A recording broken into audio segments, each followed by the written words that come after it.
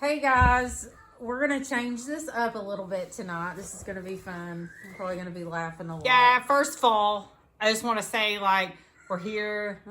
Our makeup's not done. You know, our hair. I actually had a chemical peel. I don't think you can tell from the camera, but, like, my face is actually peeling off right now. I don't think they can tell. Oh. And excuse the children's noise in the background. It's just kind of my life. Okay, anyways. Okay, sorry, go. Okay. So this Hold on. My shirt says world's okayest Christian. Before we start this, I just want everybody to know I'm not the world's greatest Christian. It's just a joke. Okay. So some people wanted to see Andi a little less unprepared. Like they didn't want her to be prepared for anything. So we decided that we were going to do a Q&A today. So this should be fun. So she doesn't know what these questions are. So no idea. No idea. Okay, so I won't even start reading off this yet. I'm going to give you my dad's question. This is what his mind goes to, what he wants to know. And before I even ask it, I'll just say that he's only been married to my mom, so he's only had one marriage, okay? Oh, gosh. So, I think I know. I don't know ask, okay? why he wants to know this, but he does. So he wants to know, when you go to heaven, if you've been married more than once, who is your wife in heaven? And he's really curious on what the answer is for that. So we'll start off with that. And funny that you should ask this. Okay, so apparently, so first question. So the other day I was actually taking a walk through town and I decided that I was going to stop by a graveyard, okay? And so as I was staring at this really old graveyard and I was like contemplating life and all my choices and all this stuff, I saw a word on a gravestone. I saw 3 gravestones and there was a man and there was a woman and there was a woman. And so one of the woman on the right had passed away first, and then the woman to the left of him, it said consort. And if I'm pronouncing that wrong, it's because I read it, so you can't make fun of me for it. But anyway, I was like, I don't know what that is, so I looked it up, and it said it is like the second wife or the second partner or second husband of someone who had a husband or wife pass away. And I was like, oh, that's interesting. So if you're asking me, I think I'm going to pull, oh my gosh, I'm about to pull a polygamy term out, or a polygamy saying out. It is, love can't be divided, it's multiplied. So if you're asking me who you get to be married to in heaven, I think everybody. I think that if you have a husband or wife pass away and you love them so much, that you get to be reunited with them.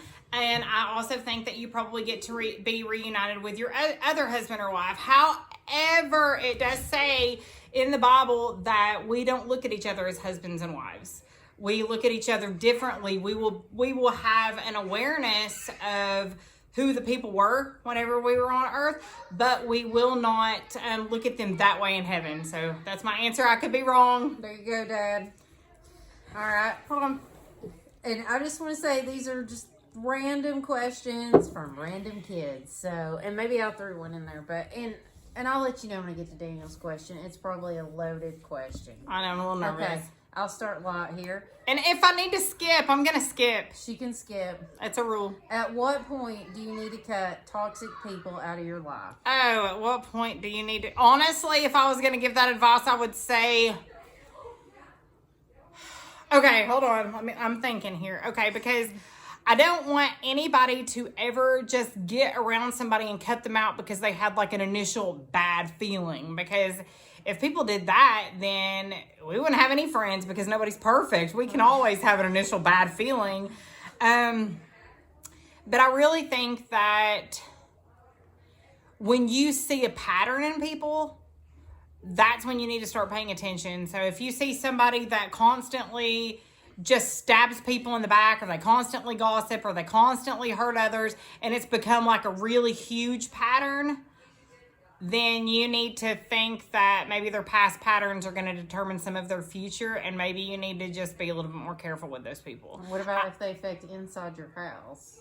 Like your immediate family. If they are affecting inside your marriage house, or your kids. then if they're in your house and it's somebody that you can't step away from, then I would say that we're actually getting into a spiritual warfare scenario. So you're going to have to really start battling that from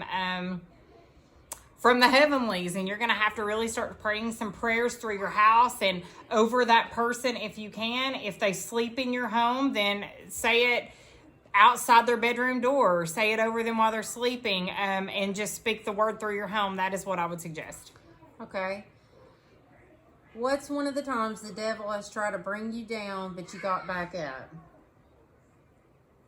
Okay. That's more of an example, but it's on there. One of the times that the devil, I just want to use an example of, like, maybe a point, like right now. I mean, I'm just going to say the devil's beating the crap out of me right now. I mean, here I am. It's 2020.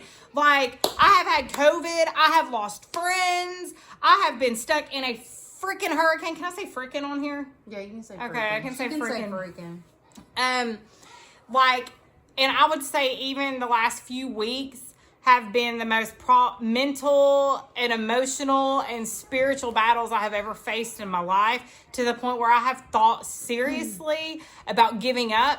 I have thought about giving up on going to church. I have thought about giving up on music. I have thought about giving up on making friends.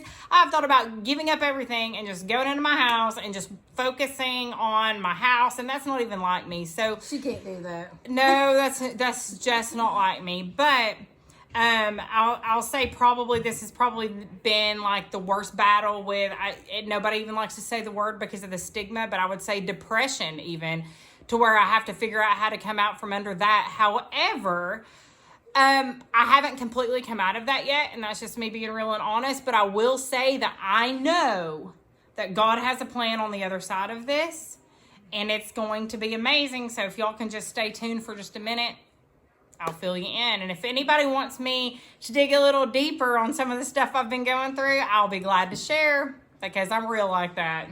All right. What's your opinion on putting the Christmas tree up early before Thanksgiving? How many people am I going to offend with this?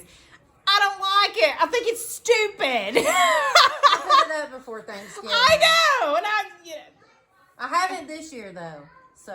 Oh, you haven't? No, not yet. No, but a bunch of my friends have. And I just want to say in the most loving way, that's stupid. I usually do it. So. I'm doing it on Thanksgiving. But, whatever. You're also talking to me, who's been going through like all kinds of battles mentally and physically and spiritually and all this stuff. So, of course, I'm going to be a Scrooge. However, my husband says that I'm being a Scrooge, and he says that we should have put our tree up early, and that we should be focused on more cheer. And I meant to put mine up early. I'm just not there yet. Okay. At what point in your life did you realize what your spiritual gifts were? I haven't yet. What? I haven't yet. Like, I mean, I know that, lately, I guess probably if you would have asked me this 3 months ago, I would have been able to be like, I'm so awesome. My spiritual gifts are this, this, and this. But today, I'm just going to tell you, I don't know. I don't know. Okay. What are my spiritual gifts? I don't know. How do you feel when God removes people from your life? Well, I feel really sad about that, actually, because I love very deeply. So if I have anybody removed from my life, even if I act like I'm not suffering, I'm totally suffering because I miss you. In the same breath, I realize that God removes people from your life because not everybody can go to where you're going. And I might need to go somewhere different than where God has you going. So I got to keep moving. It doesn't mean I'm not going to think about you. Doesn't mean I'm not going to miss you. Doesn't mean that I'm not going to wish you the best. Even if it was ugly, I still wish you the best. But,